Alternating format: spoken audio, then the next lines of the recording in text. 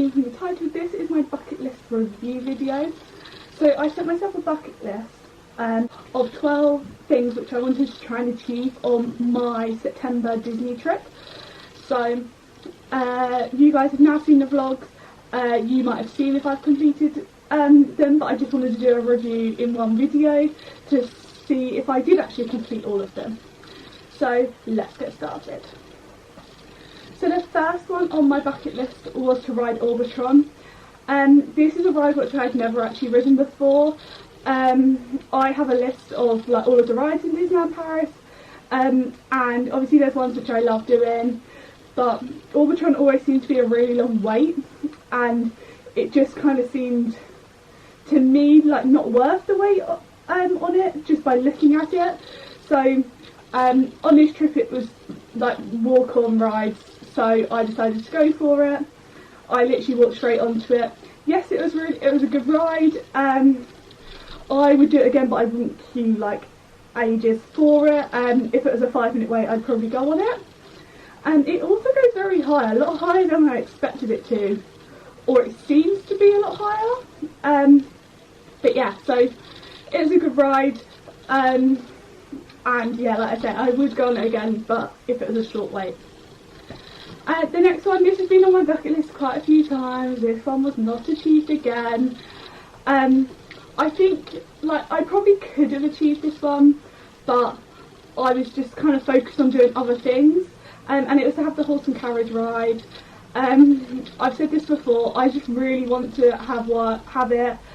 I got on the Main Street bus and came up Main Street when I literally could have waited like another 5 minutes down the bottom and like come up on the horse and carriage. So yeah, it's okay, I'll survive. It will just hopefully be done on another trip. The next one on the list was to ride the Molly Brown. This is something else which I've wanted to do for a little while. I know in March it wasn't on, and then I was like, oh yeah, I'll do it on my next trip, but I was like, oh yeah, I'll go on it, and then I was like, oh wait, no, I need to go, I want to go do this or something. And it's one of those ones like the Disney Railroad. It'll say like a 25-minute wait because it's like pretty much just set off, and it takes like 25 minutes, half an hour to come back round. So it's one of them kind of situations, like it doesn't, like if it's there, like sitting there waiting, then like go and join the queue kind of thing, because chances are you're going to get on it, but I wouldn't sit there for 20 minutes because it's not worth it, you're just waiting for it to come back round. And the next one was to meet more characters. So I met characters on this trip which I hadn't met before, which is always a good thing for me, and tick some off of my like character meet bucket lists I have. I wouldn't say I necessarily met more characters. I kind of just met ones which I haven't met before, which is obviously always good. So I think in total I met around 15 characters. Obviously I met like Mickey a couple of times and stuff, but yeah, I met around 15 characters, which is probably like an average for a trip for me. But obviously a few of them were like together, so like the Marvel characters, that was 4 in one meet.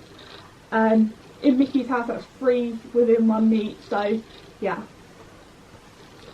The next one was to take more photos. So I do tend to take quite a lot of photos. This trip I took a lot of photos for me, like in front of the castle and stuff like that. I didn't take photos around the park, which I do like to do, so maybe that's something which I maybe need to work on, taking more photos around the park. But I'm also trying to get as much vlog content for you guys as well. I know my vlogs have seemed quite long as well. Each part's around half an hour long.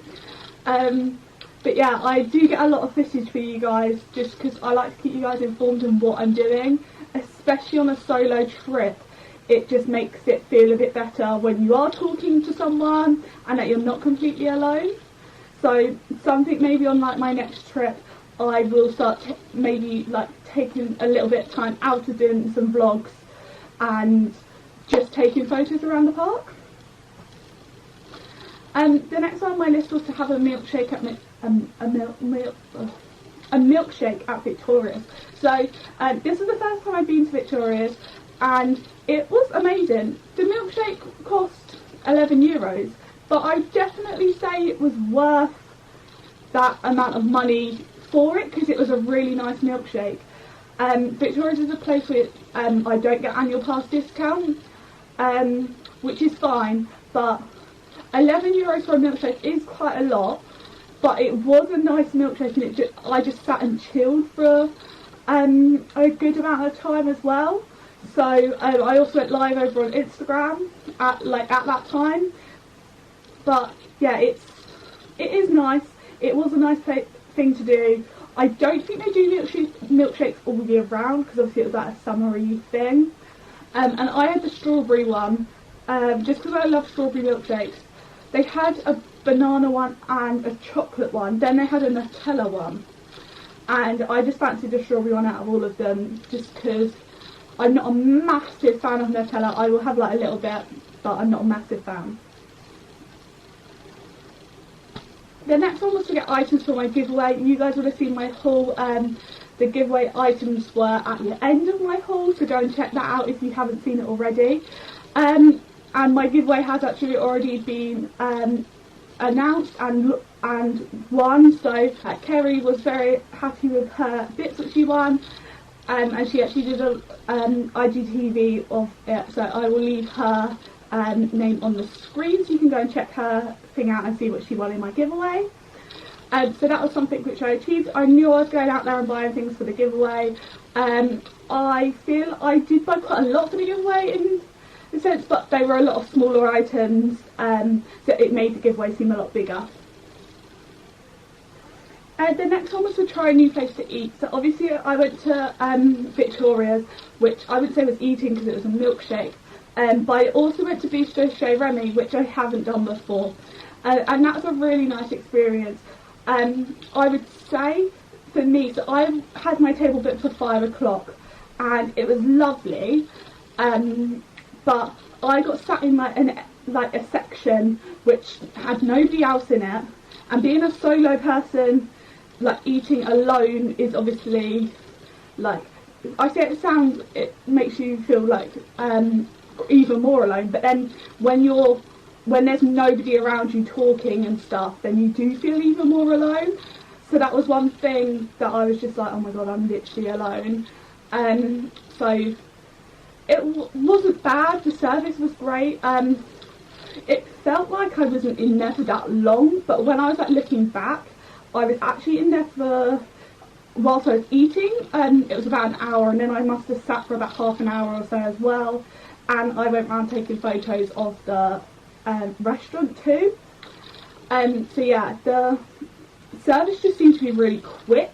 When I was eating, it seemed to go quite quick, but I was obviously vlogging, I was obviously posting stuff over on Instagram, so it obviously wasn't as quick as I thought, but it just seemed very fast. And when I did look back, it did actually take me about an hour whilst I was eating. So I would say Chez Remy would definitely have to be one. I wouldn't do it every trip because it is on the slightly pricier end, but I would do it if someone else said, oh, should we go there, or oh, let's go for like a special meal or something. I would go there again because I did enjoy the food. And the next one was to take photos for a brand wrap. So I am a brand wrap for ears that sparkled there. Link is always in the description box, and my code is also down there as well, so you can get money off your order. I got kindly gifted this lovely pair of ears. So these are their Halloween ears. If you act fast, then you will be able to get them ready for your Halloween trip. So these ears are the most comfortable ears I've probably ever worn. Like if you wear plaits and stuff like I tend to do as well, because these are thinner and they sit so much nicer on plaits. But yeah, so I got gifted this pair of ears and this bow as well. So an orange bow with green, and then it's got the little ghost on it. So these actually fit on the interchangeable ears, which I love, because having that option for me is just so much nicer, because I love to put them with outfits. So yeah, that they were the two things that I had to take a lot of photos for because they were kindly gifted to me. I also took quite a few of my other Ears That Sparkle items, which I did pay for and have owned before becoming a brand rep. So I obviously took loads of photos with them as well. And I hope the ladies over there loved the photos which I did take. And I have seen quite a few over on their page already, so yeah, go and check them out, link in the description box below, as well as my code. And the next one was to get as many magic shots as you can. So there were 14 different magic shots you could get taken. And obviously you guys know me, you would have seen in the videos that I love an outfit change. I tend to have 2 outfits a day, so one for the morning, one for the afternoon. And obviously, why would you miss an opportunity to be able to have photos and magic shots in both outfits? So, of course, that's what I did. So I got all of the magic shots apart from the one with Peter Pan, because Peter Pan couldn't be added into the photo. I think there was something wrong with the system at that time. And the one at Genie's lamp, but I didn't see any photopass photographers there, like the whole trip. So maybe they just kind of stopped that one or something. So they were the only 2 I didn't get, but I managed to get all the others, and quite a lot of them, like a few times on multiple days as well. Not many people kind of knew about them. They saw the photographers there and stuff, and most people just thought it was just a photo, whereas obviously the magic gets added when like the photo appears like on your screens and stuff, so it gets added afterwards. Yeah, I love the magic shots. They are amazing, and they have kind of upped their thing now to say they started putting an actual photo of what the photo pass photographer was doing at each point, which was really good. Because it's a new thing to Disneyland Paris, it's obviously very different to normal. So they obviously just hadn't got that concept yet, and they hadn't got the photos what they needed to show people what they were doing.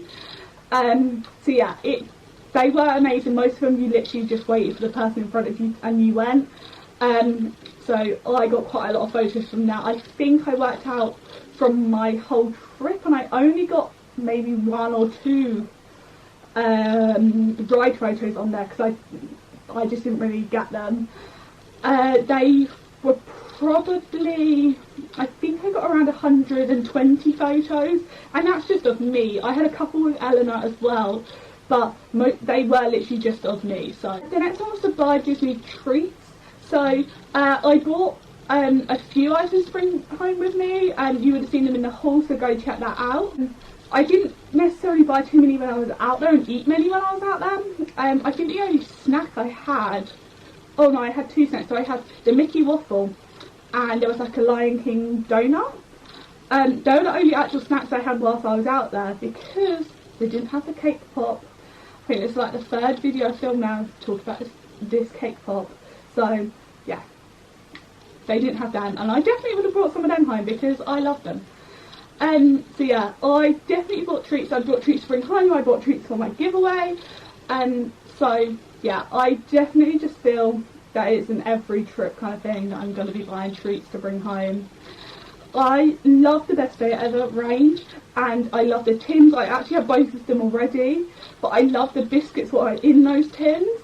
So it's like, do I buy another set of tins just so I can have the biscuits inside of it, and then maybe use the tin for something else? But yeah, I definitely will be buying more treats. And the last one on my list was to watch the Lion King show. This actually got cancelled a few days before I went, due to I believe some of the cast came down with COVID. I'm not entirely sure, but they decided they were going to cancel the whole show, and yeah, so it didn't actually go ahead. So that was one which I couldn't complete because it wasn't on. But I did get some of the Lion King treats and stuff whilst I was out there. So in total, that is only 3 things out of 12 which I didn't get done, which I think is quite good considering 1 which I couldn't do, so it was only 2 realistically which I could have done but I didn't, which for me, I think that's quite a good thing. I think last trip, it was the same, was I didn't get 2 of them done, which I think is just a running total. I'm going to try my best on my next trip to try and complete every single one of my bucket list items, just because I like to set myself little challenges. So if you guys like watching these kind of videos or want to give me some ideas of what can go on my next bucket list, then leave me a comment down below. Also, don't forget to give it a big thumbs up if you enjoy watching this video, and hit the subscribe button as well so you can stay tuned for more videos as well. Thanks for watching. Bye!